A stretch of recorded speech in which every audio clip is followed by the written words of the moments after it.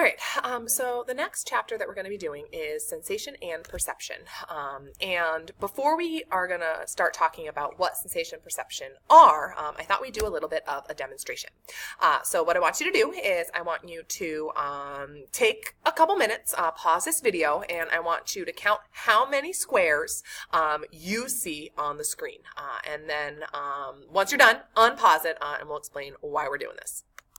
All right, so I imagine that you came up with anywhere from 16 to 30 something squares in what you're looking at, and you might be sitting there thinking, well, I came up with the right answer. What do you mean I came up with anywhere from 16 to 30? This is one of those types of situations where there's probably a lot of different answers that people would come up with.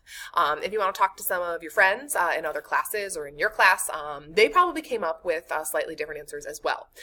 As you start looking at it, you obviously can count the 4 by 4 is 16 mini squares. But then you realize, well, wait, if I group these 4 in the top corner together, that makes one larger square. And if I group these 4, it makes another larger square. And these 4, it's another one. And you realize you can start to combine the squares in order to create larger squares. So what's the point of this demonstration? First, this is the part where you get a little mad at me. I don't know how many squares there are. I think you can probably Google it and find the answer. However, what I do know is that you are looking at the same image that every one of your classmates who's watching this video is looking at. You're looking at the same image that a lot of people have looked at over time. And your answer, most likely, is going to be a little different from the answers that everybody else is giving. People who look at the exact same image can come up with different answers. And this gives us a little bit of an entryway into what sensation versus perception means. Because when we talk about sensation and perception, we usually think of them together, but the truth is they are two different processes. And so what we're going to do is we're going to start with what sensation is, and then we're going to relate it back to that square demonstration. Sensation is the raw information that we take in from the world. So in our demonstration, sensation was modeled with the fact that everyone was seeing the same thing. Sensation is just the raw data of experience. And so it's the energy that you're taking in. Everyone took in the same lines and the same white grid pattern that they saw on that past screen. Sensation-wise, we were all on the same page because sensation is just that experience of sensory stimulation. There are a lot of senses that we're going to talk about that you can learn about. We know the traditional 5, smells, sight, sounds, taste, touch. But then there's also a couple of others that you might not think of as being classic senses, but are. We can experience sensory stimulation in terms of the body, the sense of balance, our vestibular senses, the sense of body position, kinesthesis, we'll talk about that one. The sense of pain, that's definitely a sense. It's one that no one really fully understands yet, but we'll talk about a couple of theories about it. But sensation is just the way that your body registers energy from the environment. And in our demonstration, we all receive the same sensation. Where a lot of us might have differed is how we interpreted that information. And that's the perception side of things. Yeah, we all saw the same grid pattern, but some people saw 16 squares, some people saw 28 squares, some people saw 30 squares. We saw the same information, we took in the same raw data, but then the way we worked with it was different. And so that's what perception is like. Perception is a process, and it's a process of creating meaningful patterns from raw sensory information. So it's definitely an interpretation. I wouldn't say that our demonstration is a perfect model of perception.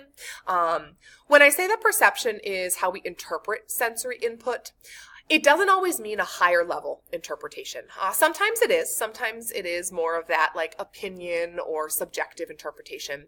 But it's also the fact that when you look around the world, for example, you see color and you see shape and you see form and you see people and you see desks and you see things. That these random assortments of lines and wavelengths of light look like something to you. That is perception at work. Perception is the process where we take in all this incoming information, we take in all the light waves, we take in all like the sound waves and the vibrations, and we make it mean something. So the fact that you can hear me saying words and those words have meaning. Language is a perceptual process. All I'm doing is I'm projecting sound waves towards my computer microphone, and what's happening is your computer is sending those sound waves back at you, and it's vibrating your cochleas. However, your brain takes those vibratory patterns and then it interprets it as language. And so that's a perceptual process.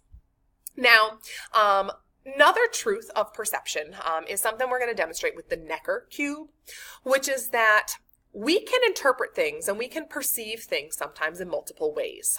That can happen. However, you cannot hold two competing perceptions simultaneously. Your mind and your brain needs to make a decision, and it chooses one perception at any given moment. With the Necker cube, there's actually a couple of different ways that you can see it. If you want to pause this video right now and just try to see if you can perceive this in a couple of ways on your own first, and then I'm going to run you through the different ways that you can perceive it. So I've tried to help you out here. The Necker cube can appear like a cube projecting in a couple of different directions. You can see it with this square right here as the face of it. I've blacked it in for you so you can see it a little better. I'll cycle back to just the plain Necker cube. Try to hold on to that with this square as the face, so it's sort of looking downwards. You can also see the Necker cube as projecting upwards with this square right here as the face. Again, I'll try to let you do it on your own. So you can see it as a cube that is has different sides as the front of it. You can also try to see it more as just a flat image. This sort of looks maybe like a folded piece of paper or a mosaic tile. So the Necker cube can be seen in a lot of different ways. However, even though you can rapidly switch between them, possibly, you cannot see it both ways or all three ways at the exact same time. And that's because in perception, you need to make a choice. All right, so I'm going to show you another example of how we can have competing perceptions. We just can't hold them at the same time. This is what's known as like the ballerina illusion or the spinning dancer illusion. You might have heard of it before. So right now you see that figure turning in the center of your screen. And you might think you know exactly which direction she's turning in. And you might be sitting at home thinking, well, she's just turning in one direction. The truth is, it's equally likely that she's turning in a clockwise or a counterclockwise direction. There's not a right answer. Now, some of you might get her to switch which direction she's turning. If you can by yourself, awesome. If not, I'm going to give you some help. So if I click this button, I've now hopefully shown you on your screen a helper ballerina. Let me move myself down here so you can see her leg. And if you look at the helper ballerina and then you look at the one in the center, it seems very clear, yeah, she's spinning in a counterclockwise direction. Now what I'm going to do is I'm going to turn off this ballerina and I'm going to give you a different helper ballerina. And now it should look like she's switched the direction she's spinning. If she hasn't switched, what you'll want to do is look at the helper first and then look back at the one in the center. And you might be thinking, oh, maybe this is just some sort of computer wizardry. Well, what I'm going to do is I'm going to show you both ballerinas at the same time. And now what you'll notice is as you look back and forth, the center ballerina actually will start to switch the direction that she's spinning on her own. This is just another example of, first, it's an example of perception. The direction of spin is a perceptual process. It's also an example of how you can perceive things sometimes multiple ways, just not simultaneously. So what I'll do is I'll link you guys to this website, this illusion website, down in the description of this video. And if you want to mess around with it on your own, you are more than welcome to.